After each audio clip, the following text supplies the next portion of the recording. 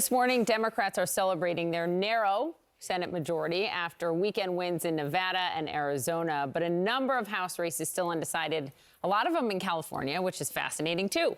So the Democrats had a steep climb to maintain the majority. It's getting steeper, almost but not quite vertical at this point. Okay. Right now, in the races that have been called, Republicans, we've called 212 for them, Democrats 204. You need 218 to control the House of Representatives, which means Republicans would need 6, Democrats would need 14.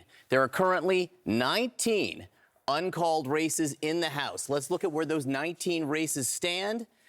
Republicans lead in 10. They only need 6. Democrats lead in 9. They need 14, which means if you look at this map, Democrats need to hold every blue seat here and flip 5 of these red seats to blue. Is there a path?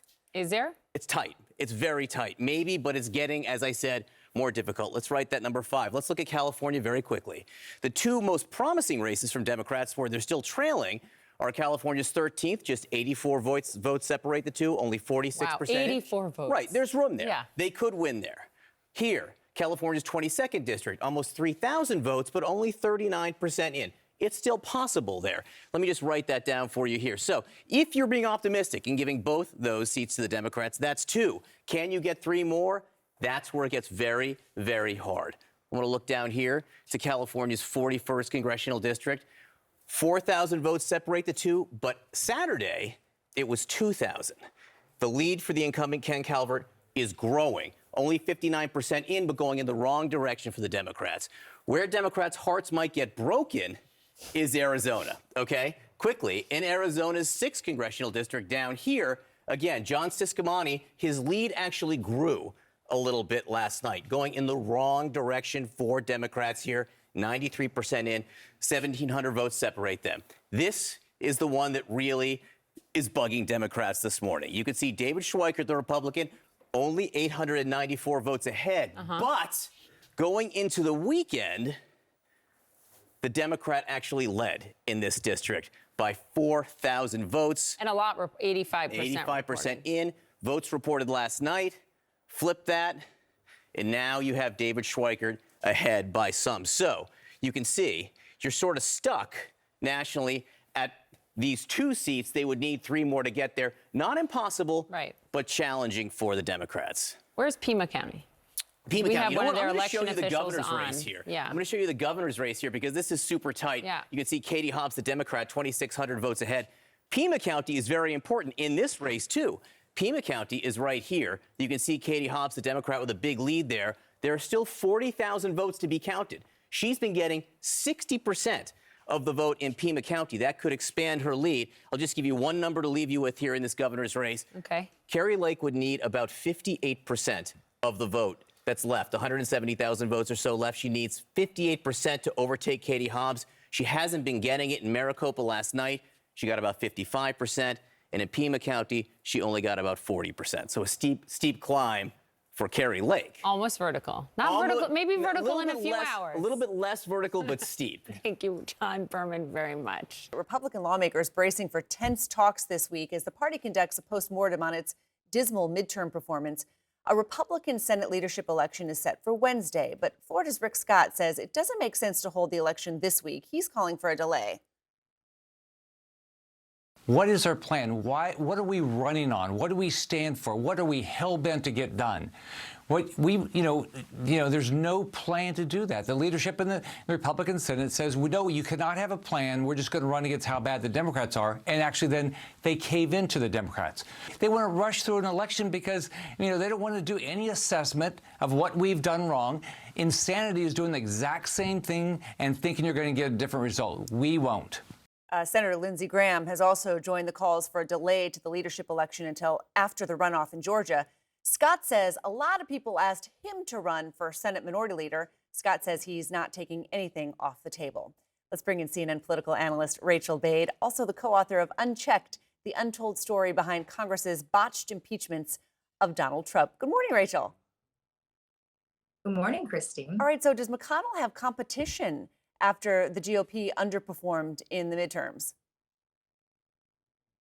Yeah, look, this week is going to be, as they say in Seinfeld, a festivus. There's going to be an airing of grievances, a lot of finger pointing when Republicans return to Capitol Hill and try to assess why their performance last week was so much worse than everybody was expecting. In terms of Republican leaders, they're going to obviously be on the hot seat. Kevin McCarthy is going to have potentially a challenge this week to try to run for speaker. He's in more trouble, I would say, than Mitch McConnell. McConnell is seeing right now a lot of senators try to put the blame on him. And it's interesting because a lot of the senators who are most vocal criticizing McConnell are senators who are looking at running in 2024 and kind of want to win over Trump's base. And so they're not casting blame on Trump. In the clip you just aired, Rick Scott, for instance, he was actually running Senate Republicans' campaign arm, and he's saying, it's silly to do the same thing over and over again and have the same results. And yet he's not talking about Trump and the drag the former president really was on Republicans themselves. So it's a little bit of selective hearing and selective lesson taking, but it's going to be ugly on the Hill this week. Yeah, totally. Now, control of the House, of course, is still undecided. You mentioned Kevin McCarthy. If Republicans win a slim majority, McCarthy is going to have to make concessions, right, to become House Speaker. Will he have enough support? That's the big question right now. I mean, McCarthy's camp has been projecting a lot of confidence, saying that they have sort of been laying this groundwork, reaching out to members who kept him from becoming speaker just a few years ago in 2015 after John Boehner retired. But it's really deja vu for him. It's the same crop of Freedom Caucus conservatives who are saying, we're not going to give you our vote until you give us what we want in terms of rules changes. I would say the thing to watch carefully in the House is the motion to vacate. It's basically this rule that allows any conservative, any Trump ally, to try to oust McCarthy by themselves, one person, if they're unhappy with him. And right now they can't do that because of rules changes. They want the ability to do that. And McCarthy has been very reluctant to give that over. But looking at this slim margin, he's probably going to have to give them the farm. Yeah.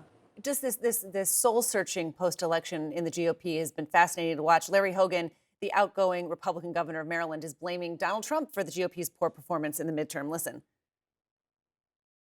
People who tried to relitigate the 2020 election and focused on conspiracy theories and talked about things the voters didn't care about. They were almost universally rejected. And I think it's basically the third election in a row that Donald Trump has cost us the race. And it's like, 3 strikes, you're out.